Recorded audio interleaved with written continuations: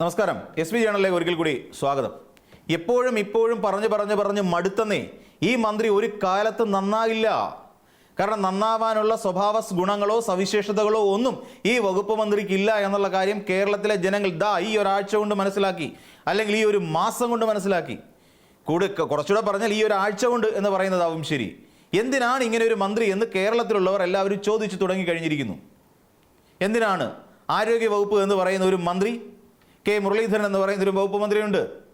എന്താണ് ഇവിടെ കേരളത്തിൽ കോഴിക്കോട് എന്ന് പറയുന്ന സ്ഥലം കാലങ്ങളായി 2018 മുതൽ 2018 ആദ്യമായി കേരളത്തിൽ കോഴിക്കോട് ബാലുശ്ശേരി എന്ന് പറയുന്ന സ്ഥലത്ത് നമുക്ക് നിപ എന്ന് പറയുന്ന ഒരു വൈറസിനെ കണ്ടെത്തിയിരിക്കുന്നത്. ഇതിൻ്റെ പ്രജനന കാലഘട്ടം ഒക്കെയാണ് ഈ വവ്വാലിൻ്റെ. അപ്പോൾ അന്ന് ഇങ്ങനെ ഒരു സംഭവം കണ്ടെത്തിയ പാടെ ഇവിടെ ഇപ്പോൾ വകുപ്പ് മന്ത്രിയായിരിക്കുന്ന കെ മുരളീധരൻ എന്ന് പറയുന്ന വ്യക്തി അന്ന് നടത്തിയ ഒരു ആക്ഷേപകരമായ പരാമർശമുണ്ടായിരുന്നു. ആ ആക്ഷേപകരമായ പരാമർശം എന്ന് പറഞ്ഞാൽ എന്തായിരുന്നു? എരണം കെട്ടവൻ നാട് ഭരിച്ചാൽ നാട് മുടിയും എന്നുള്ളതായിരുന്നു. അപ്പോൾ അതുകൊണ്ടാണത്രേ, എരണം കെട്ടവൻ ഭരിക്കുന്നത് കൊണ്ടാണത്രേ വവ്വാലിൽ നിന്നും ഇങ്ങനെ ഒരു രോഗമുണ്ടാകുന്നത്. ഈ AK ആന്റണിയും കെ കരുണാകരനും ഉമ്മൻചാണ്ടിയും ഒക്കെ ഭരിക്കുന്ന കാലഘട്ടത്തിലും വവ്വാലുകൾ ഇവിടെ ഉണ്ടായിരുന്നിട്ട് കൂടി ഇങ്ങനെ ഒരു രോഗം പടർന്നു പിടിച്ചിരുന്നില്ല എന്നാണ് കെ മുരളീധരൻ കണ്ടെത്തിയിരുന്നത്. എന്നാൽ ഇപ്പോഴൊന്ന് ആലോചിച്ച് നോക്കിക്കോളൂ. ഈ പറയുന്ന എറണക്കെട്ടവനല്ലാത്ത സൽഗുണ സമ്പന്നനായ സകല ലക്ഷണങ്ങളും തികഞ്ഞ ഒരു മന്ത്രി ഈ വകുപ്പ് ഭരിച്ചു തുടങ്ങിയിരിക്കുന്നു. നമുക്കറിയാം, കേരളത്തിൽ ഇന്നേ വരെ കണ്ടിട്ടില്ലാത്ത വിധം വളരെ വേഗത്തിലുള്ള മെഡിക്കൽ അനാസ്ഥകൾ, അതായത് ആരോഗ്യരംഗത്ത് അനാസ്ഥകളുടെ കൂത്തരങ്ങായി മാറുന്നു. കൈ ഒടിഞ്ഞ രീതിയിൽ ജനിക്കുന്ന നവജാത ശിശുക്കൾ, അതായത് നവജാത ശിശുവിന് പോലും ഒരു സുരക്ഷിതത്വമില്ലാത്ത ഒരു കേരളമായി, ഒരു മെഡിക്കൽ കോളേജുകളായി നമ്മുടെ ആതുരാലയങ്ങൾ മാറുന്ന ഒരു സവിശേഷ സാഹചര്യത്തിലൂടെ നമ്മൾ കടന്നു പോകുന്നു. ആരെയാണ് കുറ്റം പറയേണ്ടത്? ഈ വ്യവസ്ഥിതിയെ ആകമാനം കുറ്റം പറയേണ്ടി വരും. ആരൊക്കെയോ എവിടെയൊക്കെയോ എന്തിനൊക്കെയോ വേണ്ടി കൂട്ടു നിൽക്കുന്നത് പോലെ നമുക്ക് കരുതേണ്ടി വരും. നമ്മുടെ കേരളത്തിലെ ആരോഗ്യ മേഖലയിലേക്ക് കോടിക്കണക്കിന് രൂപ മുതൽ മുടക്കി നിൽക്കുന്ന ഈ സ്വകാര്യ വൻകിട മാഫിയകളെ സഹായിക്കാൻ വേണ്ടി നമ്മുടെ ആശുപത്രികളിലുള്ള ഈ പറയുന്ന ഡോക്ടർമാരടക്കം ഇവിടുത്തെ ആരോഗ്യ മേഖലയിലെ എല്ലാ ഉദ്യോഗസ്ഥരും ചേർന്നിട്ട് ഈ നമ്മുടെ ആതുരാലയ മേഖലയിൽ അല്ലെങ്കിൽ ആതുര ശുശ്രൂഷ രംഗത്തെ തകർക്കുന്നുണ്ടോ എന്ന് നമ്മൾ ചിന്തിക്കേണ്ടി വരും. നമ്മൾ സംശയിക്കേണ്ടി വരും. അതിന് ഈ മന്ത്രി കൂട്ടു നിൽക്കുന്നുണ്ടോ എന്ന് നമ്മൾ കരുതേണ്ടി വരും. അപ്പോൾ ഇവിടെ എന്താണ് സംഭവിച്ചത്? നിപ വൈറസ് വീണ്ടും നിപയുടെ ഒരു വലിയ പ്രശ്നം ഉണ്ടാകുന്നു. കോഴിക്കോട് വയനാട് മേഖലയിൽ ഷിഗല്ല പോലെയുള്ള ബാക്ടീരിയ പടർന്നു പിടിക്കുന്നു. ആ രോഗം പടർന്നു പിടിക്കുന്നു. നിപ വീണ്ടും വരുന്നു. ഈ നിപ അവിടെ വരുന്ന സാഹചര്യത്തിൽ നമുക്കറിയാം, അവിടെ ഇതുവരെയുള്ള നമ്മുടെ ഒരു പ്രായോഗിക പരിജ്ഞാനം വെച്ച് നമ്മൾ ചിന്തിച്ചു നോക്കിക്കഴിഞ്ഞാൽ ഒരു രോഗം സ്ഥിരീകരിച്ചാൽ ആ രോഗി എവിടെയൊക്കെ പോയി, ആരെയൊക്കെ കണ്ടു, ഇതുമായി ബന്ധപ്പെട്ടുകൊണ്ട് ഒരു സമ്പർക്ക പട്ടികയും റൂട്ട് മാപ്പും ഒക്കെ തയ്യാറാക്കുന്ന പതിവാണെന്നേ. അങ്ങനെ എപ്പോഴെങ്കിലും എവിടെയെങ്കിലും അത് തയ്യാറാക്കാൻ വേണ്ടിയിട്ട് ആരോഗ്യ പ്രവർത്തകർക്ക് നിർദ്ദേശം നൽകിയിട്ടുണ്ടോ നമ്മുടെ പുതിയ മന്ത്രി? ദിവസം എത്രയായി നമ്മുടെ സംസ്ഥാനത്ത് നിപ വൈറസിൻ്റെ ഭീതി വരാൻ തുടങ്ങിയിട്ട്? ഇതുവരെ അങ്ങനെ ഒരു ചിന്താഗതി ഉണ്ടായിട്ടുണ്ടോ?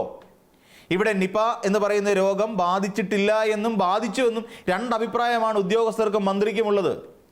നിപ ബാധിച്ചതിൻ്റെ കൃത്യമായ കണക്കുകൾ പോലും പുറത്തുവിടാൻ മന്ത്രിക്ക് ആവതില്ല, അറിയില്ല. ഇവിടെ ഒരാൾക്ക് നിപ അണുബാധ ഏറ്റിട്ടുണ്ടോ, നിപ വൈറസിൻ്റെ അണുബാധ ഏറ്റിട്ടുണ്ടോ എന്ന് പോലും കളക്ടർക്കറിയാം. വൈറോളജി ഇതിൽ നിന്നും ലാബിൽ നിന്ന് റിപ്പോർട്ട് വന്നതിനെക്കുറിച്ച് കളക്ടർക്കറിയാം, പക്ഷേ മന്ത്രിക്കറിയില്ല. രണ്ടും രണ്ട് വഴിക്കുള്ള കണക്കുകൾ, കൃത്യമായ കണക്കുകൾ പോലുമില്ല.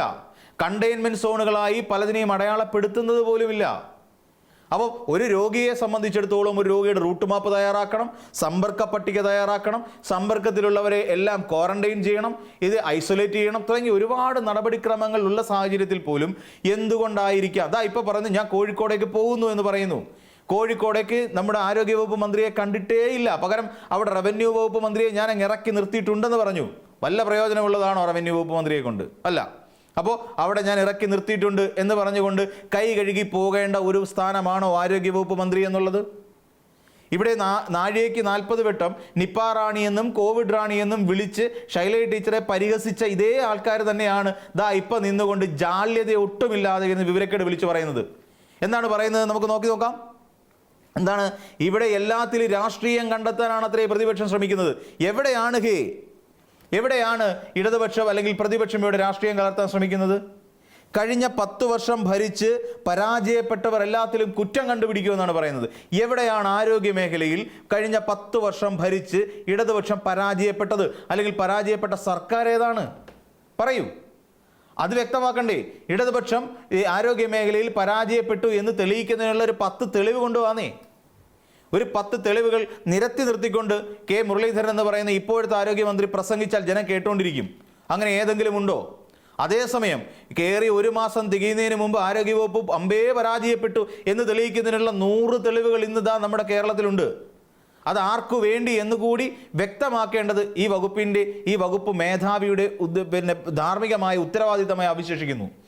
ആർക്ക് വേണ്ടിയായിട്ടാണ് കേരളത്തിലെ ആരോഗ്യ മേഖലയെ ഇങ്ങനെ തകർത്തില്ലായ്മ ചെയ്യാൻ കൂട്ടുനിൽക്കുന്നത് എന്ന് ആ മറുപടി പൊതുജനത്തിന് കൊടുക്കണം. ഇപ്പോൾ പല ഹോസ്പിറ്റലിൽ ഇപ്പോൾ പെരുമ്പാവൂർ തന്നെ OP ടിക്കറ്റ് എടുത്തു. OP ടിക്കറ്റ് എടുത്തിട്ടും രോഗികൾക്ക് ഡോക്ടറെ കാണാൻ കഴിയുന്നില്ല, അവർക്ക് സേവനം ലഭിക്കുന്നില്ല ആശുപത്രിയിൽ നിന്ന്. അവരെല്ലാവരും കൂടെ തിരിച്ച് അവരുടെ വീടുകളിലേക്ക് പോവാണ്.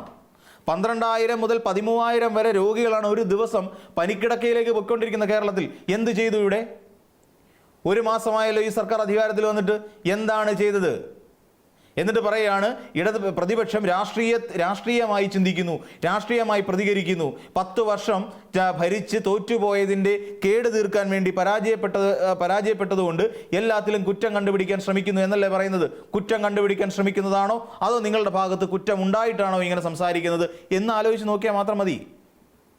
അപ്പോൾ നിപ്പയുടെ നമുക്ക് ഇതുവരെ അറിയില്ല എത്ര കേസുകൾ റിപ്പോർട്ട് ചെയ്യപ്പെട്ടു, നിപ്പ ബാധിച്ച് എത്ര പേർ ആശുപത്രിയിലുണ്ട്, എത്ര പേർ വെന്റിലേറ്ററിലുണ്ട്, എത്ര പേർ രോഗബാധിതരാണ് എന്ന് പൂന വൈറോളജി ഇൻസ്റ്റിറ്റ്യൂട്ടിൽ നിന്ന് അറിയിച്ചു. ഇതുപോലും പുറം ലോകത്തേക്ക് എത്താത്ത വിവരങ്ങളായി അവശേഷിക്കുന്നു. കാരണം എന്താ? മന്ത്രിക്ക് കണക്കുകളില്ല, കണക്കറിയില്ല, റൂട്ട് മാപ്പ് തയ്യാറാക്കിയതിനെ കുറിച്ച് അറിയില്ല, സമ്പർക്ക പട്ടിക ആക്കിയിട്ടില്ല. ഇനിയും രോഗബാധിതരായ ആൾക്കാർ പുറത്തേക്ക് പോയി മറ്റുള്ളവരിലേക്ക് രോഗം അല്ലെങ്കിൽ ജില്ലയുടെ പല ഭാഗങ്ങളിലേക്കും പോകാതെ അല്ലെങ്കിൽ ജില്ലയ്ക്ക് പുറത്തേക്ക് പോയി കൂടുതൽ പേരിലേക്ക്, കൂടുതൽ ജില്ലകളിലേക്ക് ഈ രോഗം പടർന്ന് പിടിക്കാതിരിക്കാൻ വേണ്ടി കണ്ടെയ്ൻമെന്റ് സോണുകളാക്കേണ്ടത് എങ്ങനെയാണ്, എവിടെയൊക്കെയാണ്, ഏതൊക്കെ പ്രദേശങ്ങളെ അങ്ങനെ ഉൾപ്പെടുത്തണം എന്ന് തുടങ്ങിയുള്ള നിരവധി ചർച്ചകൾ കൊടുമ്പിരിക്കൊണ്ട് നടക്കേണ്ട സമയത്തിലാണ് ഈ പറയുന്ന പോലെ തിരുവനന്തപുരത്ത് വന്ന് ഞാൻ ഇവിടേക്ക് എന്തൊക്കെയോ ഉഴുതുമറിക്കാൻ പോവാണെന്ന് പറയുന്നത്. സ്വന്തം വകുപ്പിൽ ദേവസ്വം ബോർഡ് എന്ന് പറയുന്ന വകുപ്പിൽ ദേവസ്വം ബോർഡ് സ്പെഷ്യൽ പ്ലീഡർ എന്ന് പറയുന്ന ഒരാളെ, KB പ്രദീപ് എന്ന് പറയുന്ന ഒരാളെ നിയമിച്ച സമയത്ത് പോലും ഇതുമായി ബന്ധപ്പെട്ട് ഉത്തരവാദിത്തപ്പെട്ട ഒരു ബൈറ്റ് പോലും മാധ്യമങ്ങൾക്ക് കൊടുക്കാൻ കഴിയാത്ത ഒരാളാണ് കെ മുരളീധരൻ എന്ന് നമുക്ക് നിസ്സംശയം പറയേണ്ടി വരും. അപ്പോൾ ഇതെല്ലാം ഇനിയും നമ്മുടെ കേരളം പനിക്കിടക്കയിലാണ്.